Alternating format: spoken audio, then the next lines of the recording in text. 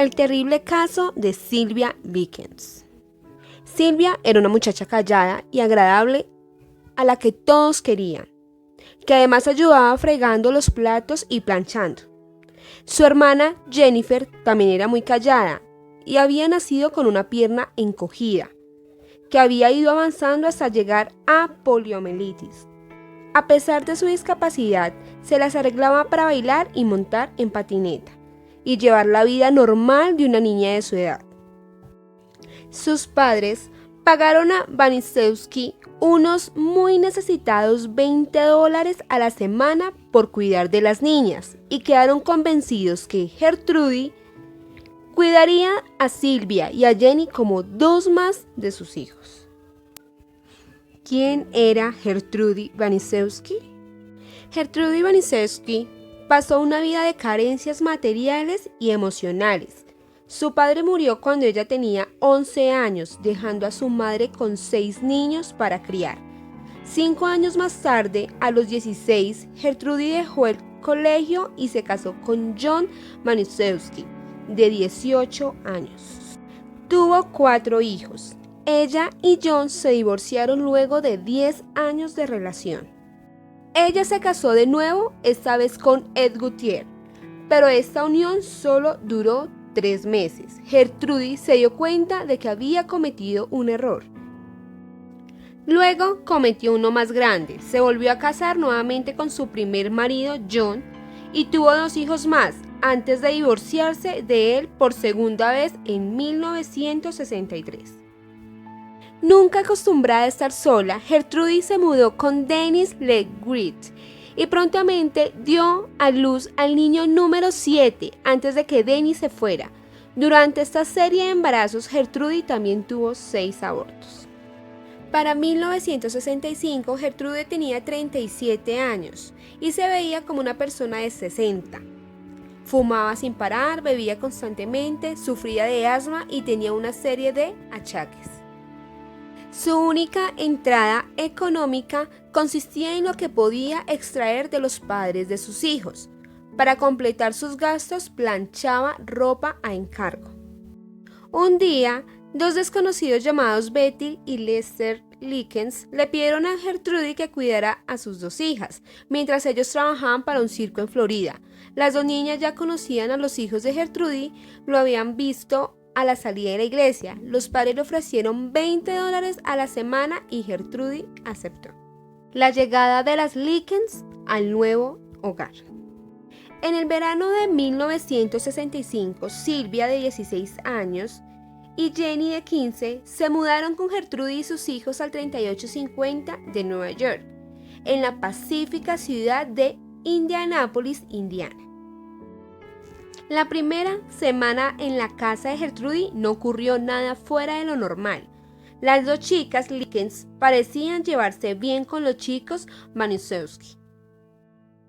7 días después de que las niñas llegaran a la casa de Gertrude, el cheque prometido por los padres se retrasó. Gertrude, sin medir palabra, les dijo: «He cuidado de ustedes durante una semana por nada».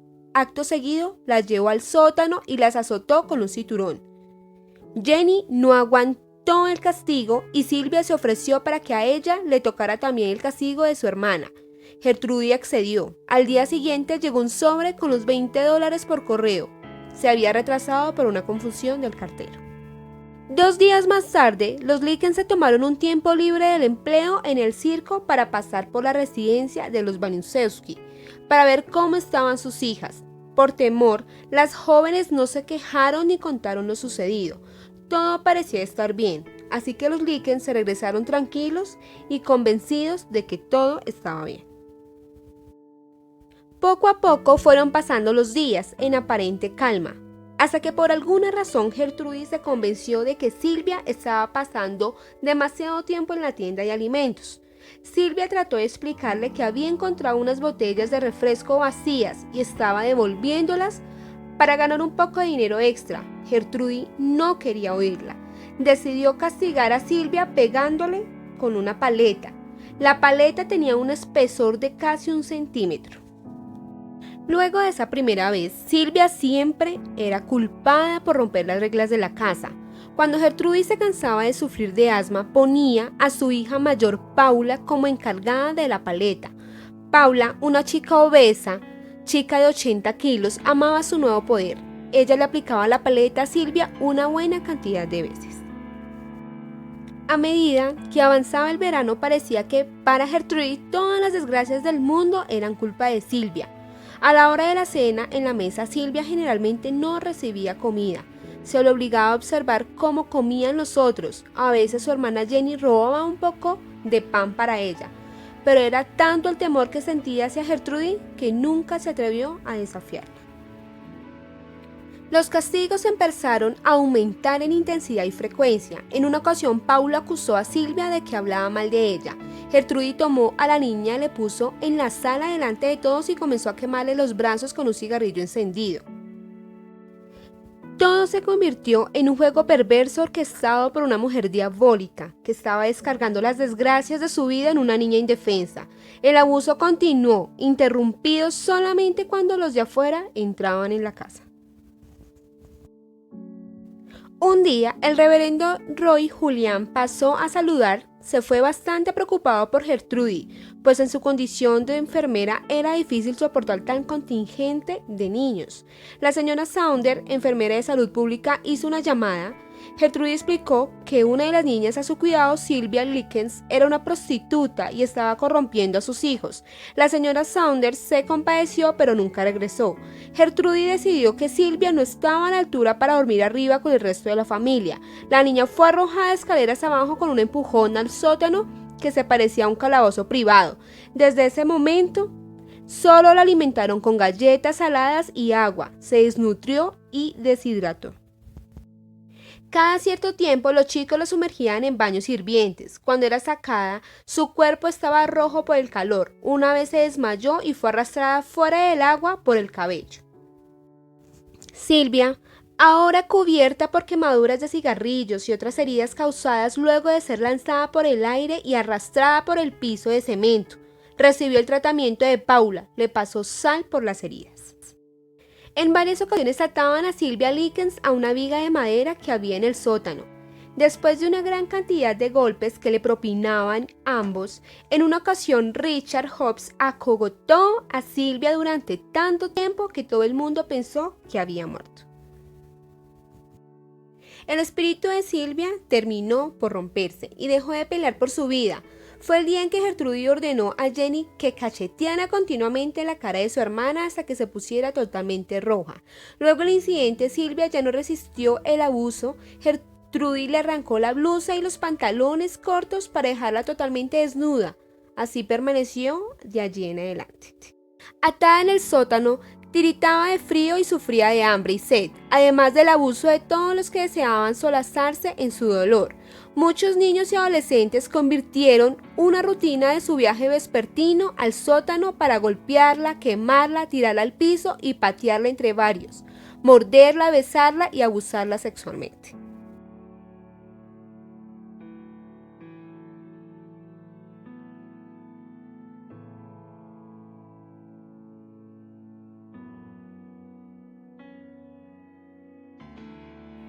Otros iban a presenciar las vejaciones y a burlarse, llevaban a sus novias e invitaban a otros amigos. Frecuentemente estos otros invitados también decidían participar en los tormentos a la niña. Gertrudis llegó en una ocasión a obligar a Silvia a que introdujera por la vagina una botella de cristal de Coca-Cola. Ante la mirada lasciva y divertida de sus hijos y sus amigos, la botella se rompió estando dentro de la niña y le desgarró las paredes vaginales. Todos celebraron el hecho con risas y aplausos mientras Gertrudis fumaba un cigarrillo tras otro. Gertrudis se cansó de la tarea, pero Hobbs se hizo cargo del trabajo y lo completó.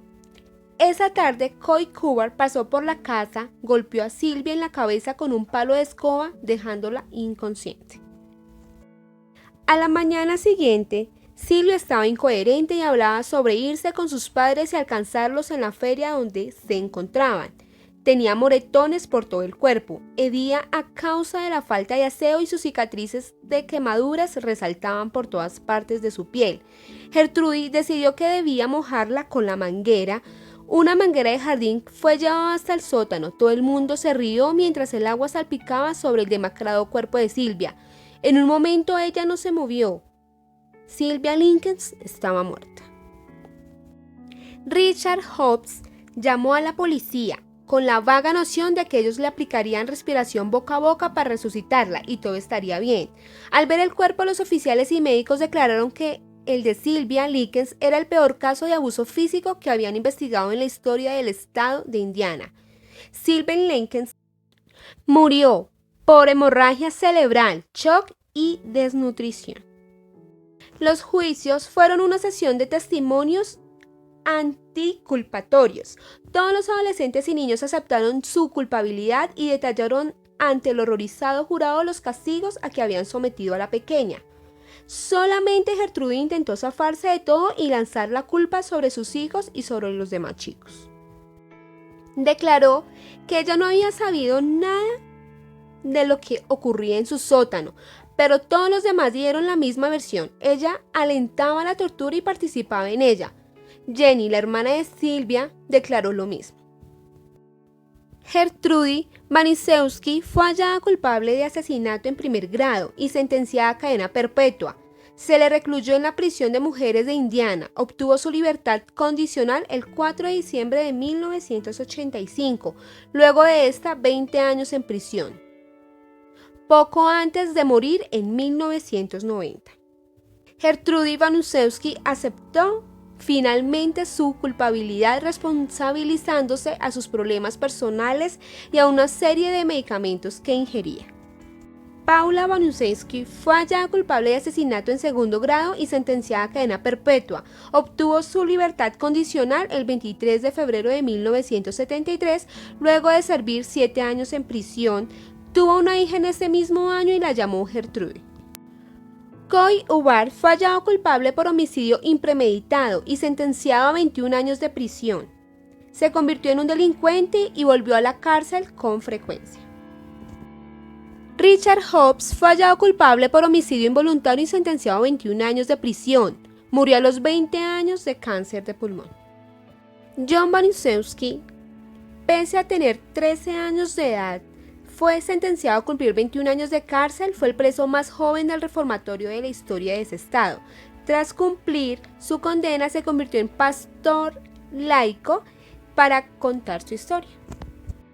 Stephanie Baniszewski fue hallada culpable por cómplice y fue sentenciada a cumplir 12 meses en prisión. Ella, junto con Coy Hubbard, arrojaron a Sylvia por las escaleras del sótano, lo que produjo una hemorragia cerebral. Fotos de su cuerpo torturado.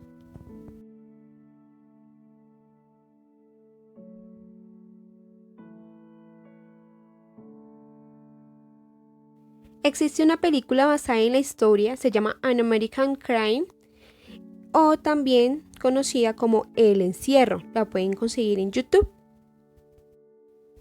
Esta historia es basada en los hechos reales, en el caso de la mujer que torturó y asesinó a una niña con la ayuda de sus hijos.